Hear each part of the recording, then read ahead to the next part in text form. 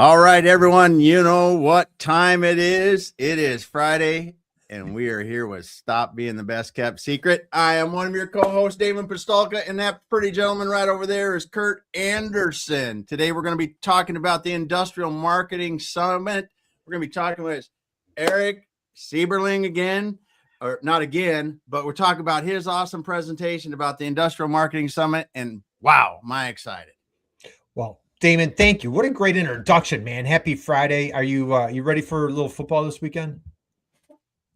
That's probably why I'm so excited. Part of the reason why I'm excited today. Eric, I'm excited to talk to you today too, but we don't make it to the playoffs that often. Yeah. So Damon's out in Seattle. So hey, we've got so Eric, happy Friday, dude. How are you? Welcome to the show. Yeah, I'm doing great, and thanks for having me on. It's a pleasure. I've watched some of your shows, and they're always entertaining and usually informative. Yeah, very well. You might have caught one or two. That's a favorite. You hit the ones that were the usually informative, maybe. Yeah. Well, the guests are very informative. So Yeah, hey, in all seriousness, welcome to the show, everybody. We kicking off the new year, and we are just honored. What a privilege to have Eric with us today. Eric, you are doing amazing work at MXD Process, and you are a speaker at the Industrial Marketing Summit. But before we go there, I have a question for you, my friend. Are you sitting down? Are you ready for this? Well, I'm standing up at my desk, but I'm still. Oh, he's standing up, Damon. I love it, man. We don't get many people standing, so he's standing up. Eric, when you were a little guy growing up, where did you grow up? I grew up in rural central Pennsylvania, so about 50 miles from Harrisburg. So where at? Near Harrisburg? Sunbury, Pennsylvania, where the two branches of the river, the Susquehanna River, come together, and where all the rail and coal come from. So yeah, I'm from true Appalachia, Pennsylvania. Oh, that's awesome, man. That's a beautiful part of the state. Are you a Penn State guy? Or you're near State College, aren't you? Yeah, about an hour and a half from State College. Penn State was my backup school.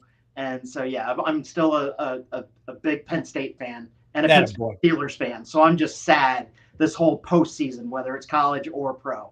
Okay, so we won't. Hey, you know what? They canceled off football this weekend, Eric. So there is no football. So you've got nothing. You're not missing a thing. Nothing to worry about. So now, my understanding. All right. So you know what? Before we dive into your background, so when you're a little guy growing up in Pennsylvania, being a big Penn State and a big Pittsburgh Steeler fan, when you're a little guy growing up, who was your hero? Who did you look up to? Who just showered you with unconditional love? Who was your hero when you were growing up? Well, I think my hero is different from the person who showered with the unconditional love, but so I'll say that. my hero, when I was 4 years old, I watched Han Solo on Star Wars. Boom. And you know what? And I'm just going to say this. I mean, that meant so much to me of growing up in rural Pennsylvania. It's like from that moment, I wanted to fly. And so that's why, like 7th grade, I'm going to the Air Force Academy and, worked like mad and got there. And then unfortunately I had some problems with my ears, and it's like, okay, no worries. But, I would say it's like, fictional character is your hero. But Han Solo, like, to me, was like the epitome of what all that was awesome.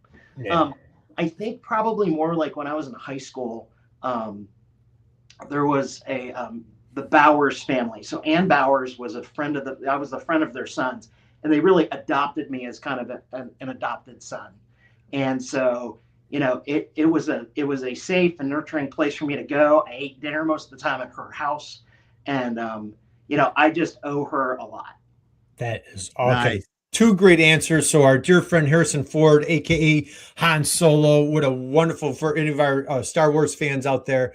Great answer, and a big shout out, lots of love to Ann Bowers, man, in middle central Pennsylvania. So two great heroes that raised this incredible young man. Now, big shout out, kudos to you for serving our country proudly in the Air Force. Thank you for your service, my friend.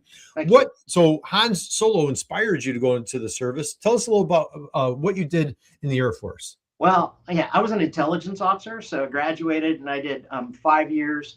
I was in Hawaii, and then also I was at Langley Air Force Base in Virginia. I also did a little bit of time at the Pentagon. So I tell people, and this is the career, and I can't talk much more beyond that, as I was an arms dealer, a spy, and a computer geek. I got out and went to work in marketing. So very cool. He tells us, but he'd have to take us out, Damon. Yeah, I don't need to know. So yeah, I can't talk about anything I did for 72 years after the day I got out. That's so. Hey, come see me, I'll tell you all about it. So what year is it? What year can we talk? Oh, let me see. I'll be 72. You're asking me to do higher math? What's the deal? So hey, we'll circle back to you. We'll figure out Yeah. the math after the show, but we'll circle back. Yeah. And we'll talk about it. That's We'll awesome. get you back on the show. Yeah. Damon and I will be in the nursing home, but we'll have you on the show Yeah. so we can talk freely. How's All right, that? it's a date for November 2044. 2044. It's a date, man. Damon, mark that on your calendar, dude. 2044. So we got 18 years. No excuses, right? I don't hear like you're playing, bingo or No. something at the nursing home. Like we need to talk to Eric, right? No, we'll be ready. Okay, awesome. Eric, thank you for sharing that story. So you go into the U.S. Air Force Academy. And so when you come out, talk a little bit. So you said, what'd you say? You had a little ear issue? Is that what you said? Yeah, so my ears won't clear. So I ended up discovering that. It was never medically brought up, but I'm just like, it probably wouldn't work well in pilot training. So yeah. Right. So, all right. So what tugged your heart, your passion, your experience into marketing? Let's take us there. So, I mean, it was, as an intelligence officer, the whole goal of life is to figure out why people do what they do, right? Mm-hmm. And being able to anticipate what happens. So, if you talk about, my background was in Islamic radicalism of all things. Oh, was it really? Yeah. Wow. And in 1994. And so it is understanding why people are willing to blow themselves up for a cause. Let me just tell you something. It is much easier to get them to buy laundry detergent. So and motivating someone to buy laundry detergent is a lot easier than doing something violent. And so it's the same. But the interesting thing for me was I had half of an MBA done through the University of Colorado. I did it online. It was like one of the first AACSB accredited programs in 1998. That's cutting edge. Wow. And I loved marketing. And it was just like one of those things. And so here, just to tell the story, I was working with a corporate recruiter named Cameron Brooks. They do junior military officer recruiting. Yep. And so Roger Cameron goes to me. I said, who should I do my marketing project on to help me prep? He goes, do it on Procter & Gamble. He goes, you'll learn a lot. I'm like, okay. So I did it. All those things. I go to the career conference. Procter & Gamble was there. And so I end up interviewing specifically for fabric and home care, which is what my project focused on. And it was a total, in my belief, and just out of my belief, it was a total God thing. And so 1999, during the whole dot-com boom, brand managers were leaving left and right. And so it opened up a window that I had only half of an MBA done, and I got a top tier MBA job coming right out of the service. And so I was just insanely blessed and very lucky. What a great story. So, all right. So first off, guys, connect with Eric on LinkedIn. And when you connect with him, you're going to see on his experience, you're going to see Procter & Gamble. Yeah, Procter & Gamble. As you're telling the story, I'm like, oh my gosh, it led right to a job at Procter & Gamble. One of the, like that is the gold standard of brand, right? Of branding. And it was an amazing place to learn how to be a marketer. Oh my gosh. And I very much value my time. I mean, it literally was, it was 5 years of really learning the best around how to be, how to build compelling marketing and really how to run a business. And so I very much value that. Yeah. Wow. Super Okay. cool. Man, what a great Cameron Brooks. Yeah. That is awesome. What a great story. Now, I don't know if we want to jump ahead or if you want to just share a little bit of your journey following Procter & Gamble. And it looks like you have Amazon in your background as well. Yeah. So I'll give you the very, very quick story and run the podcast, which is left P&G. I did consulting for global CIOs and chief strategy officers for 5 years for CPG and retail companies. So PepsiCo, Procter & Gamble, Whirlpool, all those folks. From there, the financial crisis hit. And so I was looking for a job, and Dassault Systems, which is the kind of the premier engineering software company. I did work for Procter & Gamble and did work around product lifecycle management and CAD and all those things. And so I got recruited by Dassault Systems, and I worked there for 12 years and went all the way up to be the head of North America marketing. And really it was an amazing time, and I love the company. Amazon came to me because they needed a head of CPG and retail industry marketing. And so I always Amazon was like one of the 5 companies I always said I'd interview with. And it was just a great opportunity. So I decided to go there. And so, again, learned a ton, had a ball, did all sorts of interesting things with AWS and Just Walk Out and Amazon One. And then my wife offered her dream job in Louisville. And so it was just really good time. She's the director of new church development for all of the state of Kentucky for the Methodist Church. And so she's planning 14 churches across the state, and it's what she felt called to do. And so it was just a really great time for me. And then that's how I ended up at MXD Process. And so small company, very different from all the large companies that I was at. And it's been, I will say this, it's been a ball. And the reason I say that is if you look at my resume, it's always been big companies. Yeah. And so here I'm in charge of all the commercial functions. So I control sales, I control marketing, I have support, I do our new product development. And so basically in that chief commercial officer, chief revenue officer role. And I've just really, really enjoyed it. And also been given the groundwork to really experiment, which includes AI. And so that's part of what my talk at IMS is going to be about. Yeah. Gosh, what Very a cool. fascinating story, man. God bless you and congratulations to your wife. And I don't say sacrifice, but man, lots of admiration to you to, really embrace your wife's dream and let her, that was that an easy pill to swallow? Like, hey, I'm leaving Amazon. I don't know. I would just say, I think at that point I was ready for something a little different. You're ready for change? Yeah. I wanted to go to a small company because I really wanted to be, where can I have, it's kind of like the flexibility and the agility to be able to move very quickly, to be able to experiment and try things. Yeah. And Mark Franco, who's our owner here, he's very forward thinking. And so we are running MXD Processes commercial functions the same way you would run a tech firm's go-to-market motions. And that is, we've talked to HubSpot, we've talked to some other folks, and they're just like, we don't, it's like, how did you decide to do it this way? And we're like, I don't know any different. I came from the tech world. Yeah. So it's been, I came from CPG and B2C and learned the best about branding and equity and messaging and just good commercial functions. And then I went to the tech world and really learned B2B, I think, in a great way, buyer's journeys, and just how do you really understand those complex, big sales, right? And then now I have the opportunity to come here and I get to put it all in practice. And I basically have what I'll call an innovation incubator for how do you go to market commercially in an industry that is relatively, some are really old school in their thinking. Yep. And so to me, it's like, this is the perfect opportunity to be able to think differently, to do differently, and get results very quickly. Phenomenal. Yeah. Absolutely phenomenal. And Eric, what I'm going to do is I'm going to pull up your website. Before I do that, I'd be remiss if I didn't give a shout out to our friend Wes Temple. So Damon, you and I had Wes on the show. Yeah. He's going to be speaking at the Industrial Marketing Summit. And I asked him the question that we ask every guest: who was your hero when you were a little guy growing up? And he says, Eric. That was the first time we've ever had somebody on the show announce somebody who was coming on the show. So Eric, kudos to you. And man, I just tell you, that warmed my heart. And like, that must have gave you just a wonderful little kick in your step to hear that from about Wes. I'm going to pull up your website where I want to take us off track. I am a little bit.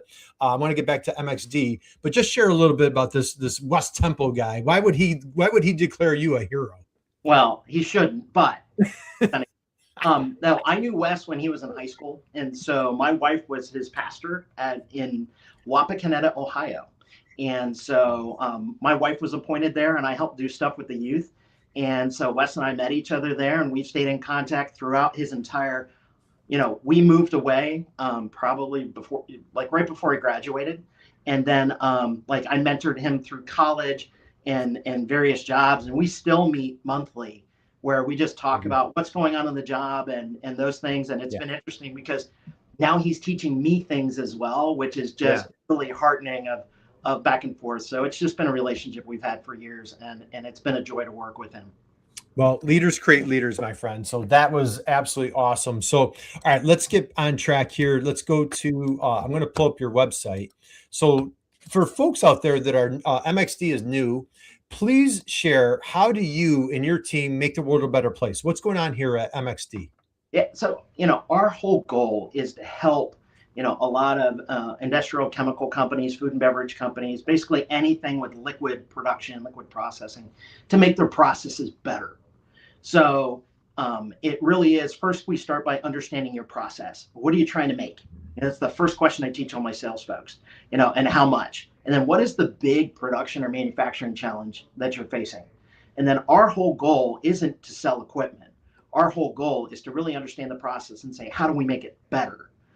So Yeah. we are, we do a little bit of the, engineering consulting kind of piece, but not like a full engineering service firm, but, engineering piece. We end up really being able to optimize, your mixing process, your production line, or ultimately even a full plant in order so you can get the value that you need. So, how does it make life a better place? I'm going to be honest. What it ends up doing is where a company can produce things cheaper, they can offer better prices to their customer. When they can make new products that really are impactful in people's lives. And just at the end of the day, it helps people, our whole view is that the best way to serve humanity is by helping people do their job. And that's the relationship. We believe in partnerships, not transactions. Very good. Absolutely love it. So just share a little bit, like, since you've gotten there, and again, like, you've worked for who's who, Amazon, Procter and Gamble. You're sharing, what a delight it's been, and it's just so inspiring to hear working at a smaller company. Just share, like, some of the client projects or some of the exciting success stories that you've encountered since you've gotten there. I mean, I think since I've gotten here, we've gone up the value chain. And so here, a lot of times it was, okay, I'm selling a stainless steel tank, or I'm selling a mixer, or maybe control. We have more and more, we've landed more clients around full production lines, and we've actually are building production plants now, whether it's in partnership with some other vendors or we're leading it. And so one example is we're actually in the process of building a new potato chip company in Maine. And so we worked with an engineering consultant that was there. And so we're providing all the stainless steel tanks for the oil management system and all the mixing and all the valves. And so, that's one example. We're doing, it's just, there's probably 4 or 5 plant builds that we have in our pipeline, and about 3 or 4 plant builds that are closed, whether they're smaller lines or plants. And so that's been the exciting part is with us, this messaging was what I changed the equity, and I changed the messaging when we got here. And because of that, it allows people to really understand that our whole goal is to help literally from beginning to end to improve your process. And so we are much more consultative selling than transactional selling that may have occurred in the past. Well, I absolutely love this. And so, Eric, the name of the show is Stop Being the Best Kept Secret. And it sounds like you came in, sleeves rolled up, and just they really embraced you. Share a little bit for our manufacturing friend out there who maybe they feel like they're the best kept secret, and they're where maybe MXD was previously, or they're like, geez, we're just starting our marketing journey. What some piece of advice that you would share for that manufacturer out there? Yeah, I mean, I think it's a couple different things, and it's always start with first. And I think you asked the question, how do you make life a better place, right? It's find your why, right? So get really clear on your why, and why does it matter what you do. That works for both your employees. It also works for your customers. From there, it's getting, I think, a couple different things. I think number one, who do you want to serve? And really get clear on you. I mean, and this is Procter and Gamble Marketing 101. Yep. It's like, who do you want to serve? And then what do you offer that's unique and different, right? And so what is your points of differentiation relative to competition? Versus where are your points of parity? What are the entry points you have to meet? And then even understanding, and this, it requires humility. What's your point of weaknesses? And so by understanding those things, then you can end up getting to say, what's our equity, right? What is our positioning? What is our messaging?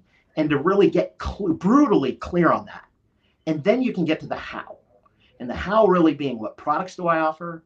What does what channels do I go through?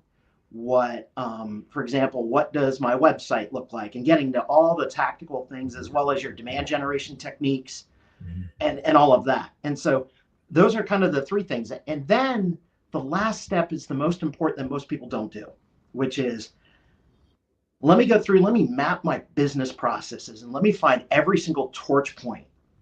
And then from there, how do I attack them aggressively in order to be able to kind of like, salespeople are having a problem generating terms, right?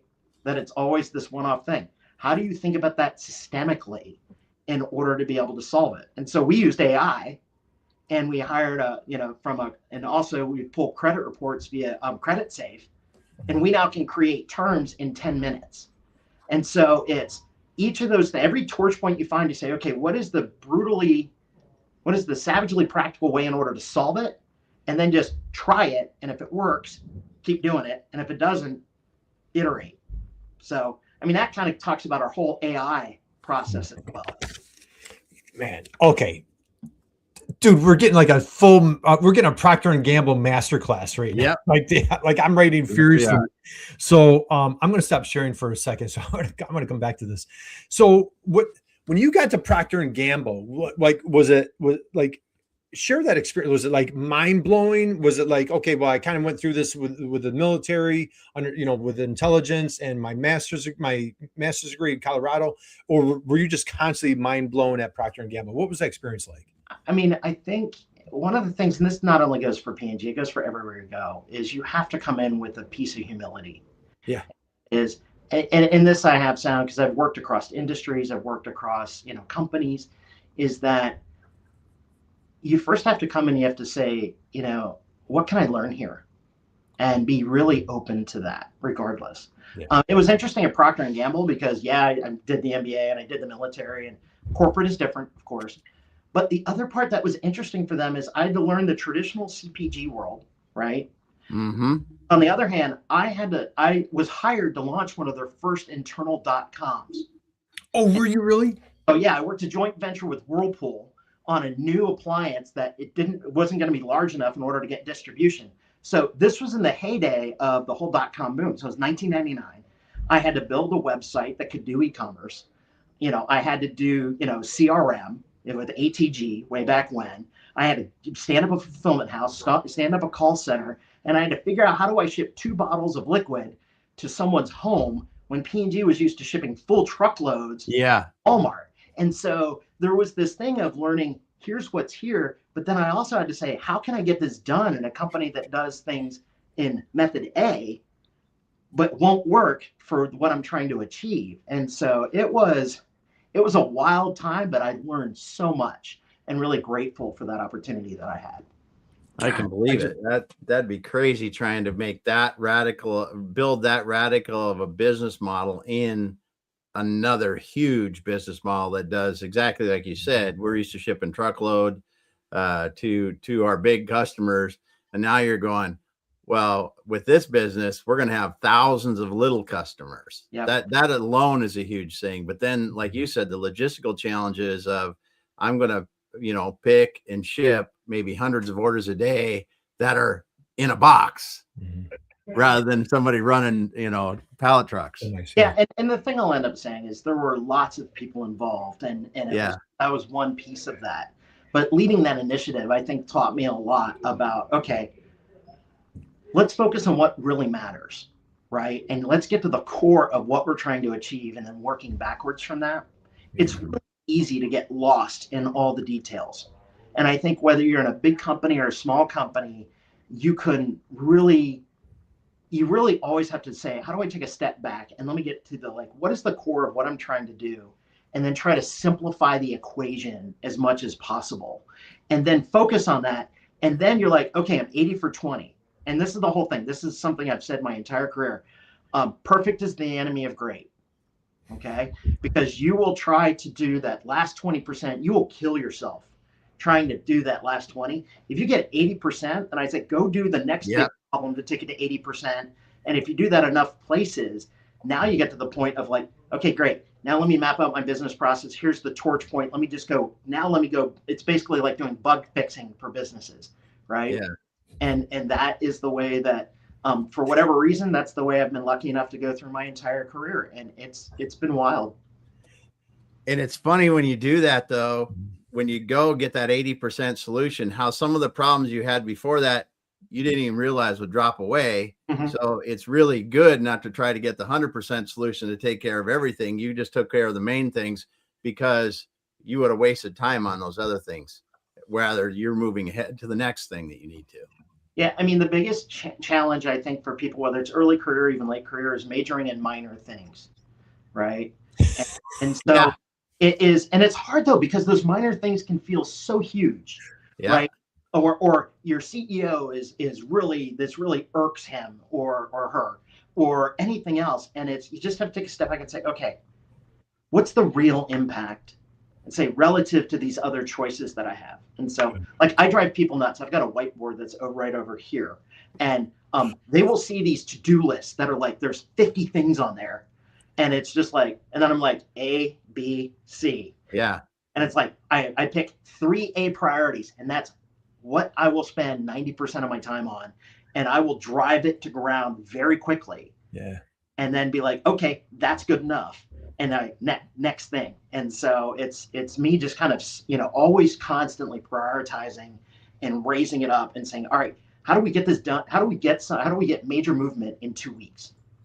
Yeah. And so, yeah, some people are like, Eric, you're exhausting to work with. But that's more just like, okay, because we'll sit on my whiteboard, just as an example, and I'll say, all right, what's the problem we're talking about today? And we have an hour scheduled, and I will whiteboard, and we will have basically the solution sketched out. Yeah. Like, okay, we're going to meet together in a week, and we're going to try to do as much as this as we can. And it just, now you've got to pick and choose, and you can't exhaust your employees. Yeah. You have to be metered in that. But literally, I never take the, it's too hard, or wow, that's really complicated. No, simplify the equation. Let's attack it. And so I think it's, Ken Blanchard many years ago said, zap the gaps, right? And that is like some of the best advice you have is like, understand what it's at, understand what the big goal is, and then just go after the biggest things that you can make very quick progress on. Yeah. All right. Yeah. Eric, dude, so we have, so on our show, I don't know if we have these things called drop the mic moments. And then when it goes to the next level, we call them moments of silence. So we're just going to take a moment of silence right now. This was just like a pure, unapologetic, like masterclass right here, Damon. Like we got military, Procter and Gamble, Amazon, like 20 years of like corporate warrior ninja, like all in one little boost, man. Oh my God. All right. I'm going to stop. Quick recap, like know your who, your unique differentiator, your points of weakness, then dive into the how. And then just relentlessly, ruthlessly figure out your priorities and just like attack them with just a vengeance. Did I summarize that? Yeah, that's awesome. That's awesome. We got some comments here. We got John Graham just dropped this in. John stopped by. Yeah, John. Thanks for being here today. He said, honestly, a whiteboard is still better than any CAD system for working through real world problems. That is 100%, because if you sit there and you try to draw it out on CAD, you just wasted the time drawing it out. Not necessarily wasted, but you just spent the time drawing it out on CAD, when if you can handle it between a few people on a whiteboard, it can be done in the same time. Yeah. And that's a huge thing. Yeah. And then Karina said, such a valuable session. Thanks, Karina, for stopping by today. Aisha says thanks, and she also said good insights before that. So thanks, everyone, for those comments. Yeah, thanks. Keep them coming, John, Karina, Aisha. Thank you, guys. Everybody out there that hasn't commented, happy Friday. Welcome to the show. I know we're at top of the hour. We're with our dear friend Eric. Eric is a speaker at the Industrial Marketing Summit. Damon, I think that's coming up like March 3rd through March 5th. I'm just kind of throwing that out there. In Austin, Texas, if I'm not mistaken. And Damon, now if anybody signs up, we have a little coupon code for them, don't we? Yes, sir, we do. Just type in B2B tail and you will get a little discount. That's right. So, I mean, like now, Eric, every person, like all the cool kids are going to be in Austin. Are they not, for March 3rd through March 5th? Oh, I think if you're not there, you got to turn in your cool kid card. You got to turn. All right. So we're going to dive into your session. We're going to pull up the Industrial Marketing Summit. Before I go there, Damon, you got something? Well, I really want to say too, yes, it's great to be there in person, but I think they also have a virtual option too. If you can't make it there, And it's Well, not as good. not You the, won't get the just, food. You won't dude, get Austin, yeah, Texas, but you can get the Yeah. information at least and see the speakers, because yeah. the speakers like Eric, I mean, we're you just got a taste of what they're going to be talking about. The speakers are Yeah, phenomenal. I got 3 letters for you, Damon. BBQ, man. BBQ. You got to go to Yeah. Austin, Texas for the BBQ, right? So that's all right. Eric, is there anything else as far as MXD that just, I mean, and I just can't express, before we go to the Industrial Marketing Summit, when you came on board, like what was happening at the company where they're like, hey, we need a guy. We don't know who it is. Like, how did this magic happen of Eric falling out of the sky into MXD? I mean, they were looking for a sales manager for a while. They were looking for someone to run the commercial functions, and it's, they wanted to get ready to get poised to grow. And then they also, we're in the process of acquiring one company, and since I've been here, they've acquired a second, and we're going through a series of acquisitions. So they wanted somebody who could handle the chaos of an acquisition, if you've ever done those before, as well as how do we go from what I would say, okay, we're doing inbound marketing, I've got the contact, and it's just I just follow up and I sell transactionally, and how do we change the game? And so that's what I was offered to do. So when I first got there, they had 6,000 unrouted leads, because they didn't have someone in the sales role. Yes, you're allowed to look that way. That was my thought too. It took 7.8 days until the first contact, which is, in the B2B space, that's death. It took, and our conversion rate was 17.4%. Like, okay, from a quote to a sale. And you're like, how do we do things differently? And how do we? So that was part of what I've been really working with the team. It's not an Eric thing. It's a whole team thing. We've all worked together in order to be able to take this crawl, walk, run approach to really transform how we go to market. Yeah, absolutely love it. Hey, we got a great question from John here. Yeah, John, I'll put it up here. John, he said, I want to ask Eric on the show how moving to each company impacted him and how he handled the culture shock with each transition. That's a big one. Awesome question. Thanks, John. Thanks, John. Yeah, John, that is a fabulous question. And I think, going from Procter & Gamble to a small consulting company, it's just, okay, I'm used to having all these people around. And now it's like, I built a strategy transformation practice literally on my own. And then to go from there to a French company, right? It's I think there's a great book out there that I love. It's called The First 90 Days. Yeah.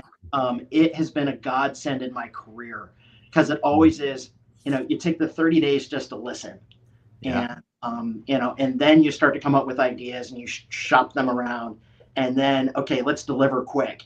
So that's just from a standpoint. But I think the most important, I'm going to say this, the most important thing if you're looking to change companies is really understand yourself and what cultures do you thrive in, and interview the companies and everybody you talk to that reflects the culture that you want to have.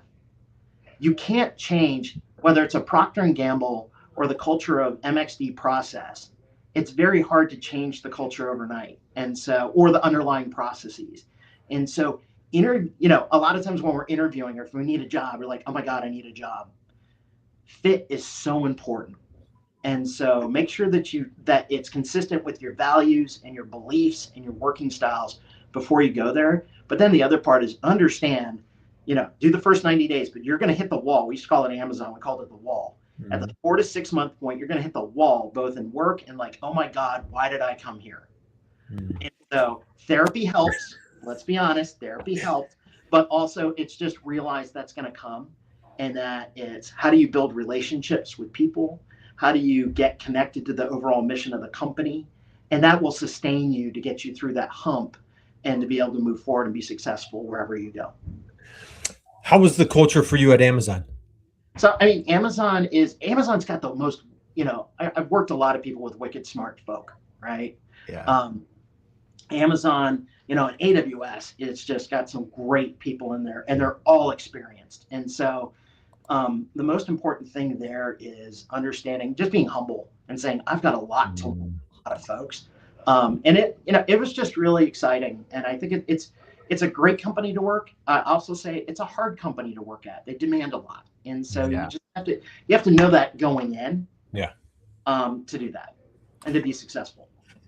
And I think what you said about knowing yourself is so important, because a lot of people, like you said, I want a different job. And they'll look at a company and they might look at the name, right? Because you could look at Amazon, you could look at Procter and Gamble, it doesn't matter. And you go, wow, that name could be Caterpillar, doesn't matter.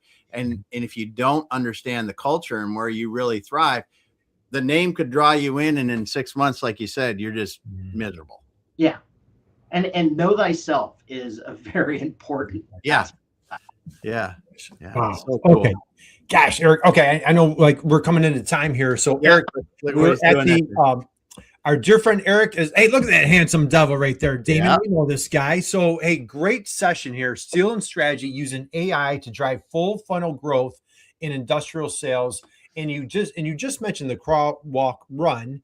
I say that right? Crawl, walk, run, and that's going to be incorporated in your session. Eric, please give everybody a little sneak peek of why they absolutely cannot miss your session in Austin. Give us a little sneak preview. Yeah, I mean, I think this has been my discovery. And remember, I came from Amazon and then came here, right? And so everybody and their brother's trying to sell you these AI tools. Hey, your life will just be perfect if you use fill in the blank, right? And we all see that. And you know, one of the first things I discovered here was very simple. All the tools suck. Oh. And here's why. It's not that the tools are naturally bad. It's the fact that they do not understand the context of deeply technical industrial equipment and industrial marketing. And so, like, when we first started with ChatGPT 3 and started doing,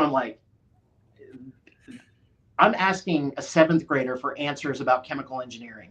It just doesn't work, right? And so there's this whole process you need to, so first of all, you know, it's like I went to AI4 last year. I spoke at AI4, and which is in Las Vegas. It's the biggest AI conference in North America. And I'm speaking there this year too. Yeah. Yep. And, you know, the biggest thing is I sat in all these sessions. I'm like, this is great for big companies that have huge IT staffs, but what about us? Right? Yeah. And so what's the process you need to use in order to be able to, like, savagely, pragmatically use AI to solve your business problems and get real results? And so that's what I'm going to talk about in my session. Nice. And now, I told you earlier, we had 6,000 leads that we didn't go through, you know, that were left unfiltered, all these different kinds of things. And so let me give you kind of what the results were on the other end, which was we pushed from lead to sale conversion up 10%. We increased deal sizes 20%. And then we also had faster response times, that we got our lead response from 7 days down to under 24 hours. Nice. Yeah. Okay. And here's the real one. The lead conversion, when I talk about lead to sale, you know, we're at 17.4. We went to 27.5%. Oh, God. And it's climbing still. Yeah. But it was taking this, you know, what are the gaps? What are the problems? How do I end up hacking it and doing it in a way that can provide really good context for our industry? And so I'll finish with this. AI is the smartest, dumbest intern you ever had. Okay. Fundamentally, it is really smart, but it's really stupid. And what it lacks is context. And so you are the context engine for AI. And that's why AI will never replace a human being, because both the context of the situation and your judgment is where now SMEs, subject matter experts, whether they're a marketer or a salesperson, not developers, are going to drive the most value out of AI. And so it's never, and this is the whole thing, it's never the technology. It's always the knowledge and the expertise which makes it valuable. And so that's why you got to attend my session, because I'm going to show you how we did it. Yeah. Yeah. It's something we see every day working with B2B companies, is that those subject matter experts, they have so much locked in their brain that if you can release that and educate your end customers with that, it's such a powerful thing. Yeah. And it's just, and it's this trial and error. So there's this constant iteration. If you think you can one-shot AI development for chemical engineering, you're out of your freaking mind. And that there needs to be this commitment. And so, and then once you get it to a point that you're happy with it, not perfect, remember, but happy with it, then what you do is you've got to hardwire it into the organization. So frankly, you don't have to teach every single salesperson how to prompt an AI. I've done that, but where it's automatic and it's just how we do business. And then just like you'd never let an intern run your business, you don't let AI run your business, that you need to monitor it and you need to understand, hey, is this on track, off track, and pay enough attention that you're not letting them go off for 3 months and, wrecking the car, so to speak. But just that you're like, oh, course correction. Or for example, and then I'll stop on there. When we went from ChatGPT 5.1 to 5.2, it basically ruined one of our core custom GPTs. It just doesn't react the same way. So I've got to rewrite it. But that's because I know that because I'm paying attention. Yes. And so AI does not allow you to take the hands off the wheel. AI allows you to be the captain of the ship versus the guy in the engine room shoveling coal. Absolutely love it, man. And hey, that John summed it up perfectly, right? Yeah, John. Thanks. Amen. Amen, brother. Amen. So, all right, hey, before we let Eric back on with his day, let's give another shout out here. So we've got the Industrial Marketing Summit. Let me scroll up to the top here, guys. So if you're not familiar with this, March 3rd through the 5th, 2026 in Austin, Texas. Here's just a little sneak preview of the incredible speakers. I think we've had almost every speaker has been on the show. We haven't had Rand Fishkin on, Damon. We got to get Rand on the show. Yeah. But all of our dear friends, and there's Handsome West Temple right there. Give a big shout out to Eric when he came on. Dale's been on multiple times, Jake, and all of our dear friends who are just the who's who. Wonderful dynamic speakers are going to be at the Industrial Marketing Summit. And again, just kind of summarize, Eric's going to be diving in, taking you through a step-by-step crawl, walk, run process on how using AI to take your business to the next level. Hey, and Eric, you mentioned, I'm going to share this tab real quick. You mentioned that you're also speaking at AI4. Just tell everybody real quick, what is AI4? So AI4 it's a massive conference. It's growing to about, I think, between 8,000 and 10,000 people this year. And so they cover, it's got both a technical track, it does have a business track. But the other thing is, this year I gave them feedback, and they're running on day 3 an SMB track, specifically for how can SMBs implement AI. So it really covers all the different topics, and really it's whether you're on a technical track or a business track, it's worth the trip. Especially if you need to understand the big picture of AI and how to be able to move forward. Nice. Awesome. And again, guys, do yourself a favor, connect with Eric on LinkedIn. He puts out amazing, incredible content. He's absolutely crushing it. Again, served our country proudly for many years in the U.S. Air Force and just had a dynamic, incredible career. So do yourself a favor, connect with Eric. Eric, as we wind down, any parting shots, words of wisdom that you want to share with everybody?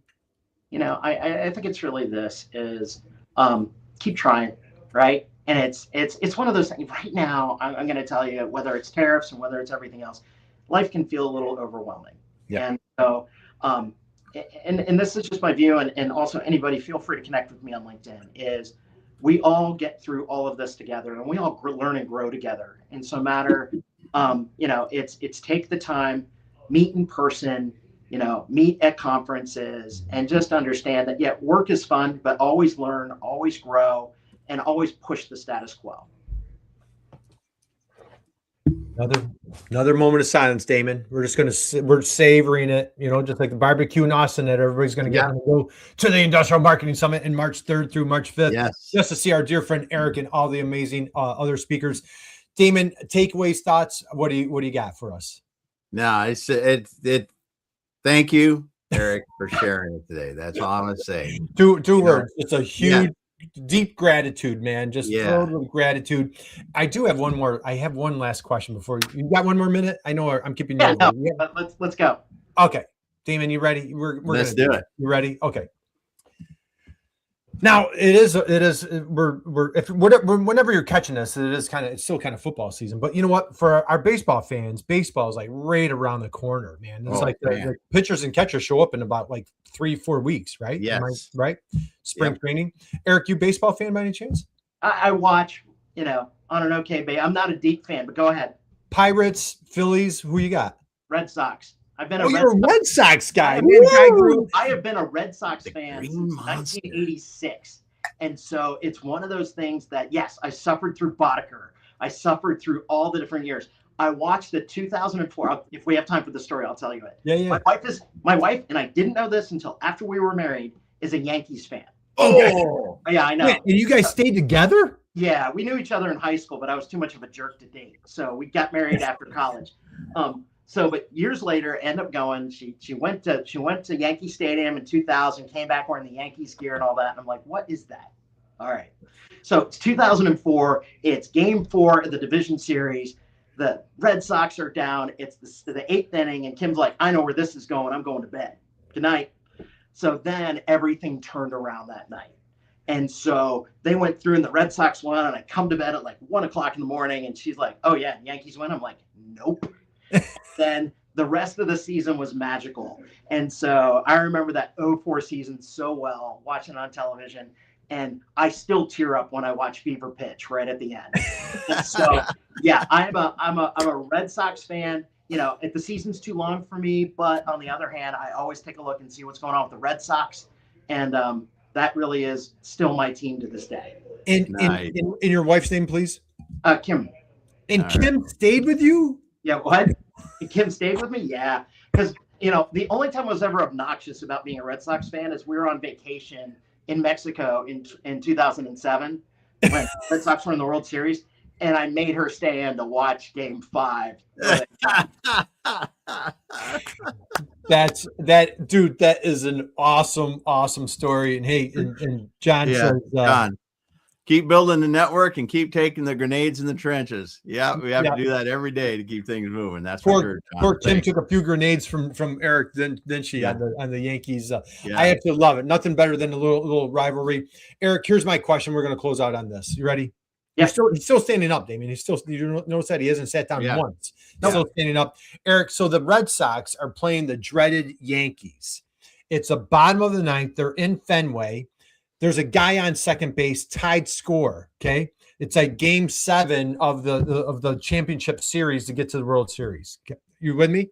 Yep, I'm tracking. The manager turns down the bench and says, hey, Eric, grab your helmet, grab your bat, get up there and hit in the winning run. We got to beat these dreaded Yankees. We got to get to the World Series. You walk up, you grab your bat, you grab your helmet. As you're walking up to the plate to hit in that winning run to beat the dreaded Yankees, what's your walk-up song? It's Jump by House of Pain. Jump by House of Pain. Hey, that's for our Wisconsin friends. So, all right, Eric, awesome. Great answer, my friend. Thank you. Thank you. Eric, we appreciate you. We applaud you, to you and to Kim. What an incredible journey that you are so blessed, my friend. And thank you for blessing us today. This was just a pure masterclass. Damon, what do you always like to say? If you miss any of this, what do they need to do? If you caught into this late, you need to go back to the beginning and listen to Eric from the beginning to end, because man, there is so much gold in here. Learning his experience, learning the things that they've done in marketing, things they've done with MXD process, and just the cool stuff we learned today. Yeah, you don't want to miss it. And you know what? As good as this was, he's 10 times better in person. So you guys got to be in Austin, Texas on March 3rd through March 5th and catch him at the Industrial Marketing Summit. So guys, we're going to close out. We appreciate you. We thank you. Hey, you know what, Damon, let's tell everybody, go out there, do us a favor, be an inspiration, just like our dear friend, Eric, and you too will make the world a better place. How about a big round of applause for Eric for absolutely crushing it today? So guys, give everybody out there, give Eric a big round of applause. Connect with Eric on LinkedIn, catch him in Austin, Texas. Eric, hang out with us for 1 second. We'll be back here. Hey, and John says, have a great weekend, Eric, and you guys too. Thanks, John, for the. John, thank you, brother. Appreciate you, dude. So, guys, we'll catch it. We got another great guest coming back next Friday. I don't know if it's as good as Eric, but it's good. We'll do our best, man. He set the bar pretty high. We'll do our best. So, guys, have a great weekend. We'll see you next week. All right, everyone. Like we said, like we always say, have a great weekend, as Kurt said. But if you got in late, I'm not kidding. You need to go back and listen to Eric from the beginning. We'll be back again next week.